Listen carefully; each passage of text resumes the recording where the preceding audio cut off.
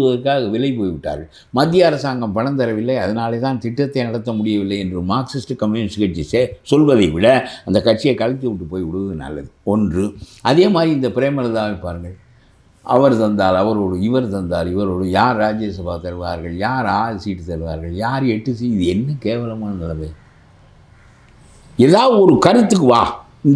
இந்த திமுக ஆட்சி it should be safe guarded. நான் ஒப்புக்கொள்கிறேன், நீ அதற்கு போ. மானம் இருக்கிறது இல்லை, அது என்னுடைய பார்வை. உன்னுடைய பார்வையில் அந்த கட்சி என்ன நன்மை செய்கிறது என்று சொல். இப்போ மார்க்சிஸ்ட் கம்யூனிஸ்ட் கட்சி மாதிரி சில கட்சிகள் மோடி எதிர்ப்பிலையாவது, காங்கிரஸ் போன்றவை மோடி எதிர்ப்பில் இருக்கின்றன. மோடி எதிர்ப்பு ஒன்று மட்டுமே சரியான பார்வையாகாது என்று நான் சொல்கிறேன். அதனுடைய இந்துத்துவா கொள்கையை நீ மட்டுமில்லை, நான் கூடத்தான் ஏற்கவில்லை, அது வேறு.